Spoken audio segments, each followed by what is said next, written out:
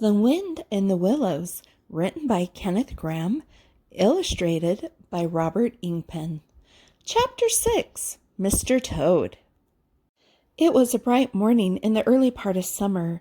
The river had resumed its wonted banks and its accustomed pace, and a hot sun seemed to be pulling everything green and bushy and spiky up out of the earth towards him, as if by strings.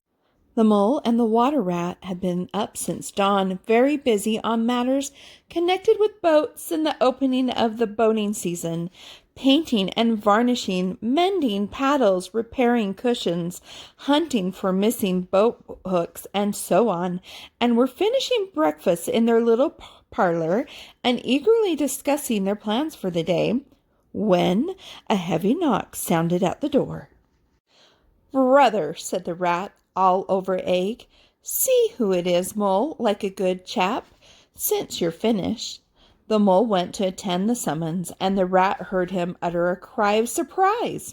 Then he flung the parlor door open and announced with much importance, "Mr. Badger." This was a wonderful thing indeed, that the badger should pay a formal call on them, or indeed on anybody. He generally had to be caught, if you wanted him badly, as he slipped quietly along a hedgerow of an early morning or late evening, or else hunted up in his own house in the middle of the wood, which was a serious undertaking. The badger strode heavily into the room and stood looking at the two animals with an expression full of seriousness. The rat let his egg spoon fall on the tablecloth and sat open-mouthed. "The hour has come," said the badger at last with great solemnity. "What hour?" asked the rat uneasily, glancing at the clock on the mantelpiece. "Whose hour, you shall rather say," replied the badger. "Why, Toad's hour, the hour of Toad. I said I would take him in hand as soon as winter was well over, and I'm going to take him in hand today." "Toad's hour, of course," cried the mole delightedly. "Hooray! I remember now. We'll teach him to be a sensible toad. This very morning," continued the badger, taking an armchair, "as I lent last night and from a trustworthy source, another new and exceptionally powerful motor car will arrive at Toad Hall on approval or return. At this very moment, perhaps, Toad is busy arraying himself in those singularly hideous habiliments, so dear to him, which transformed him from a comparatively good-looking toad into an object which throws any decent-minded animal that comes across it into a violent fit. We must be up and doing ere it is too late. You two animals will accompany me instantly to Toad Hall, and the work of rescue shall be accomplished." "Right you are," cried the rat, starting up. "We'll rescue the poor unhappy animal. We'll convert him. He'll be the most converted toad that ever was before we've done with him." They set off up the road on their mission of mercy, Badger leading the way. Animals, when in company, walk in a proper and sensible manner, in single file, instead of sprawling all across the road and being of no use or support to each other in case of sudden trouble or danger.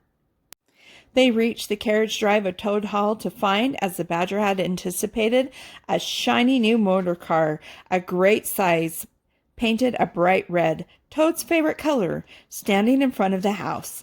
As they neared the door, it was flung open, and Mr. Toad, arrayed in goggles, cap, gaiters, and enormous overcoat, came swaggering down the steps, drawing on his gauntleted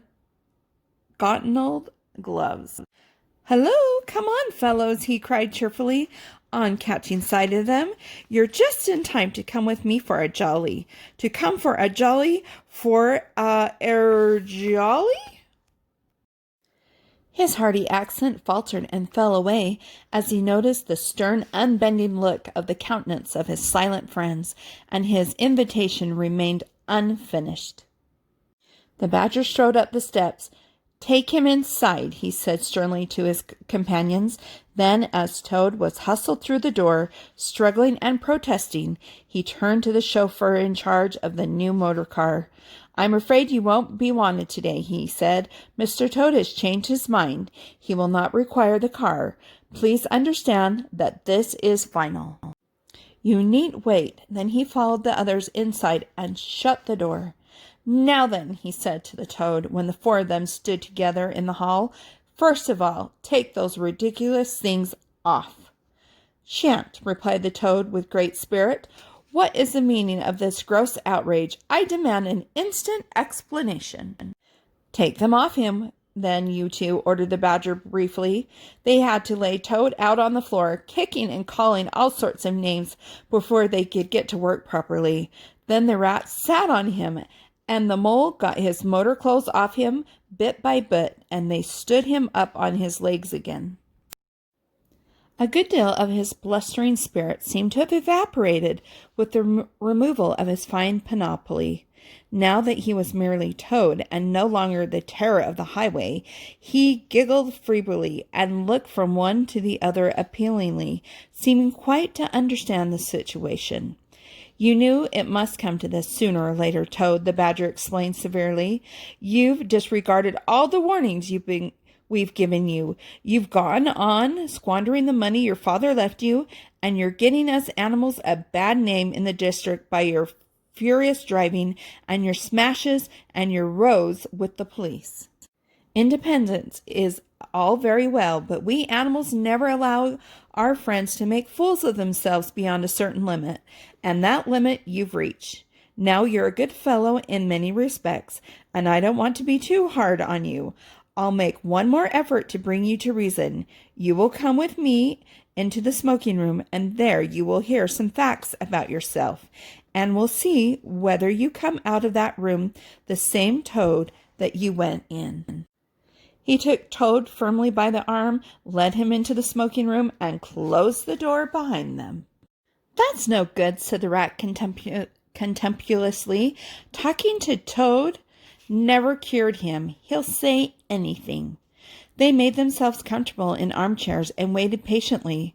Through the closed door, they could just hear the long, continuous drone of the Badger's voice, rising and falling in waves of oratory. And presently they noticed that the sermon began to be punctuated at intervals by long-drawn sobs, evidently proceeding from the bosom of Toad, who was a soft-hearted and affectionate fellow, very easily converted, for the time being, to any point of view. After some 3/4 of an hour the door opened, and the Badger reappeared solemnly, leading by the paws a very limp and dejected Toad.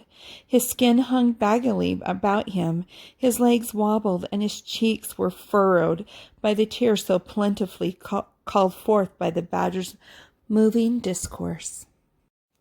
"Sit down there, Toad," said the Badger kindly, pointing to a chair.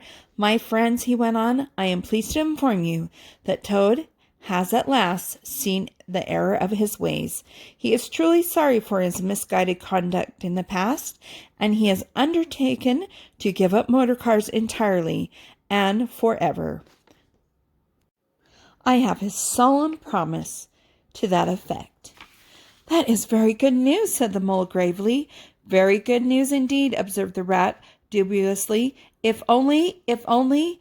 He was looking very hard at Toad as he said this, and could not help thinking he perceived something vaguely resembling a twinkle in the animal's still sorrowful eye.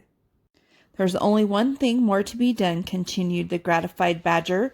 "Toad and I want you solemnly to repeat before your friends here what you fully admit to me in the smoking room just now. First, you are sorry for what you've done, and you see the folly of it all." There was a long, long pause. Toad looked desperately this way and that, while the other animals waited in grave silence. At last he spoke. "No," he said a little sullenly, but stoutly, "I am not sorry, and it wasn't folly at all. It was simply glorious." "What?" cried the badger, greatly scandalized. "You backsliding animal, didn't you tell me just now in there?" "Oh, yes, yes, in there," said the toad impatiently. "I'd have said anything in there." "You're so eloquent, dear badger, and so moving and so convincing, and put all your points so rightfully well. You can do what you like with me in there, and you know it. But I've been searching my mind since and going over things in it, and I find that I'm not a bit sorry or repentant, really. So it's no earthly good saying I am now, is it?" "Then you don't promise," said the badger, "never to touch a motor car again?" "Certainly not," replied the toad emphatically. "On the contrary, I faithfully promise that the very first motor car I see, poop, poop, off I go in it." "Told you so, didn't I?" observed the rat to the mole. "Very well then," said the badger, firmly rising to his feet. "Since you won't yield to persuasion, we'll try what force can do. I fear it would come to this all along. You've often asked us three to come and stay with you, Toad, in this handsome house of yours. Well, now we're going to. When we've converted you to a proper point of view, we may quit, but not before. Take him upstairs, you two, and lock him up in the bedroom while we arrange matters between ourselves. It is for your own good, Toad, you know," said the rat kindly, as Toad, kicking and struggling, was hauled up the stairs by his two faithful friends. "Think what fun we shall have all together, just as we used to, when you've quite got over the painful attack of yours. We'll take care of everything for you, till you're well, Toad," said the mole, "and we'll see your money isn't wasted, as it has been." "No more of those regrettable incidents with the police, Toad," said the rat, as they thrust him into his bedroom, "and no more weeks in hospital, being ordered about by female nurses, Toads," added the mole, turning the key on him. They descended the stair, Toad shouting abuse at them through the keyhole, and the three friends then met in conference on the situation. "It's going to be a tedious business," said the badger, sighing. "I've never seen Toad so determined. However, we will see it out. He must never be left an instant unguarded. We shall have to take it in turns to be with him till the poison has worked itself out of his system." They arranged watches accordingly. Each animal took it in turn to sleep in Toad's room at night, and they divided the day up between them. At first, Toad was undoubtedly very trying to his careful guardians. When his violent paroxysm possessed him, he would arrange bedroom chairs in rude resemblance of a motor car, and would crouch on the foremost of them, bent forward and staring fixedly ahead, making uncouth and ghastly noises, till the climax was reached, when, turning a complete somersault, he would lie prostrate amidst the ruins of the chairs, apparently completely satisfied for the moment. As time passed, however, these painful seizures grew gradually less frequent, and his friend strove to divert their minds into fresh channels. But his interest in other matters did not seem to revive, and he grew apparently languid and depressed. One fine morning, the rat, whose turn it was to go on duty, went upstairs to relieve Badger, whom he found fidgeting to be off, and stretched his leg in a long ramble around his wood and down his earths and burrows. "Toad's still in bed," he told the rat outside the door. "Can't get much out of him except, oh, leave him alone. He wants nothing. Perhaps he'll be better presently. It may pass off in time. Don't be unduly anxious," and so on. "Now you look out, rat. When Toad's quiet and submissive and playing at being the hero of a Sunday school prize, then he's at his artfulest. There's sure to be something up. I know him. Well, now I must be off." "How are you today, old chap?" inquired the rat cheerfully as he approached Toad's bedside. He had to wait some minutes for an answer. At last a feeble voice replied, "Thank you so much, dear Ratty. So good of you to inquire. But first tell me, how are you yourself and the excellent mole?" "Oh, we're all right," replied the rat. Mole, he added incautiously, is going out for a run around with Badger. They'll be out till luncheon time, so you and I will spend a pleasant morning together, and I'll do my best to amuse you. Now jump up, there's a good fellow, and don't lie moping there on a fine morning like this.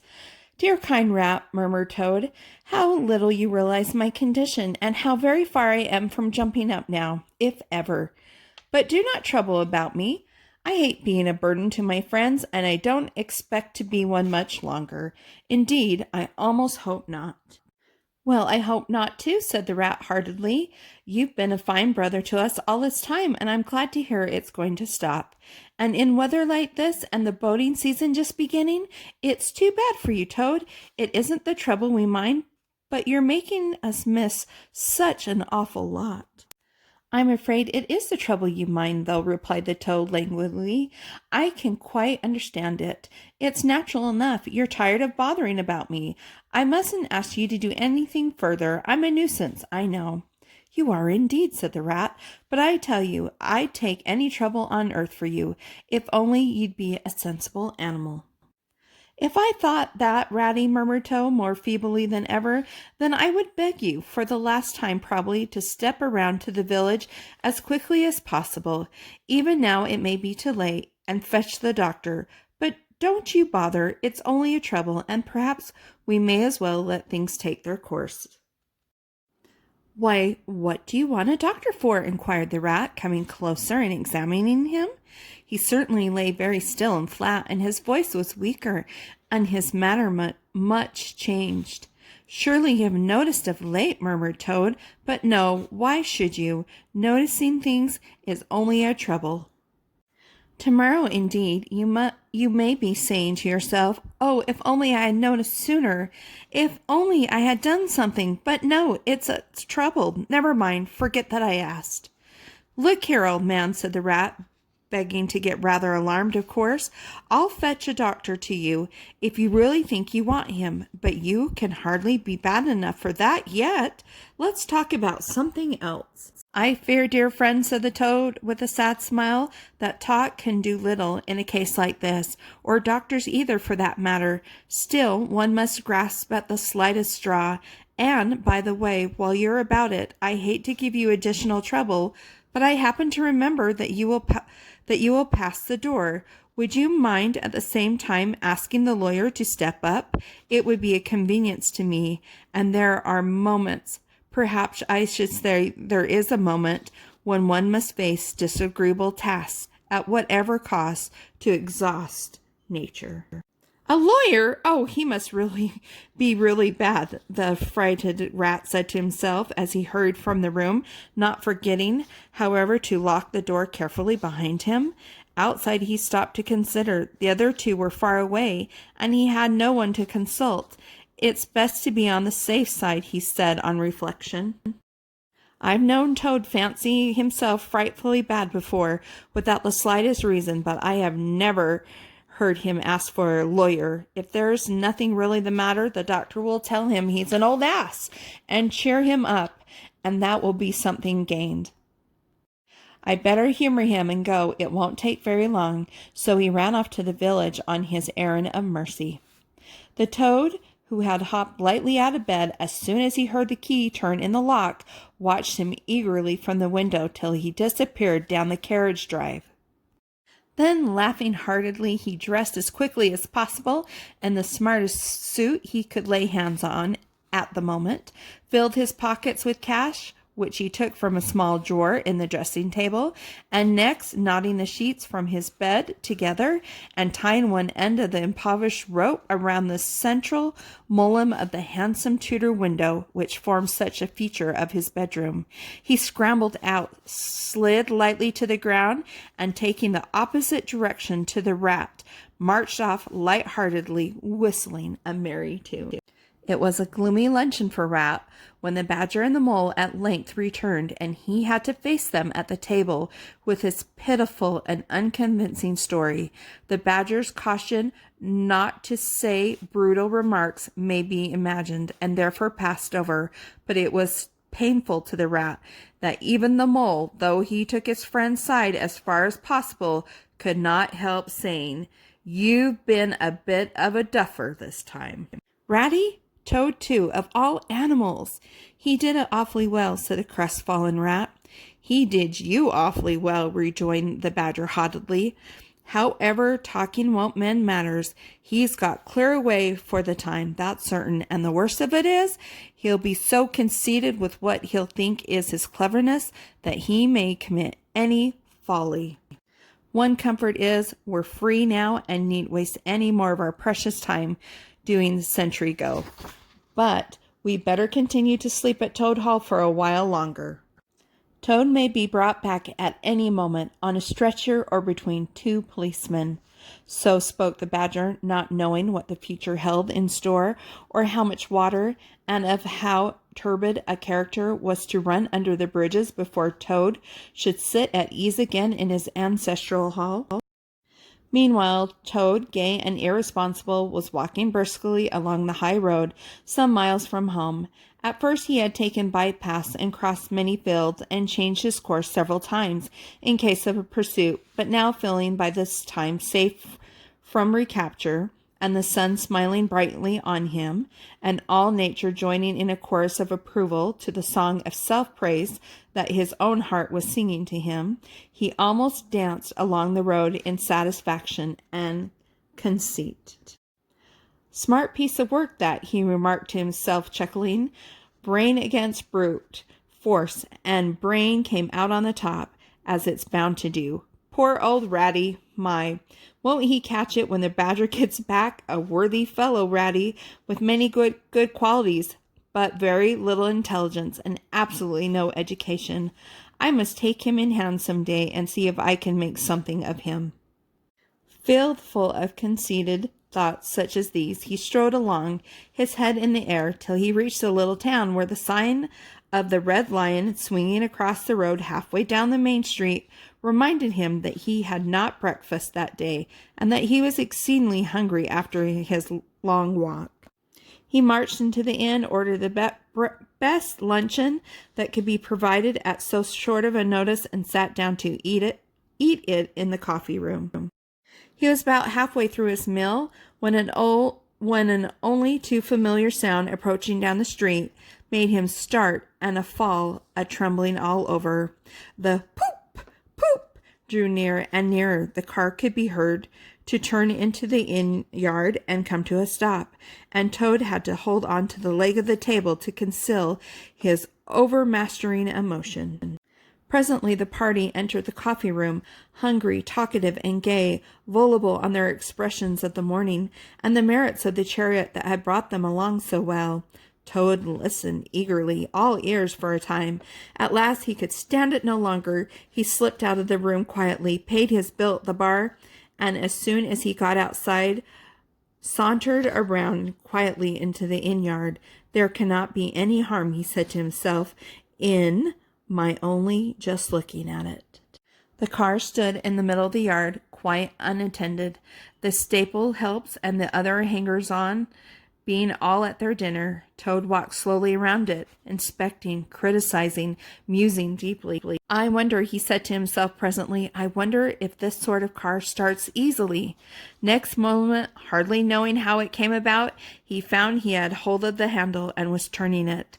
As the familiar sound broke forth, the old passion seized on Toad and completely mastered him, body and soul. As if in a dream, he found himself somehow seated in the driver's seat. As if in a dream, he pulled the lever and swung the car around the yard and out through the archway. And as if in a dream, all sense of right and wrong, all fear of obvious consequences, seemed temporarily suspended. He increased his pace, and as the car devoured the street and leapt forth on the high road through the open country, he was only conscious that he was Toad once more.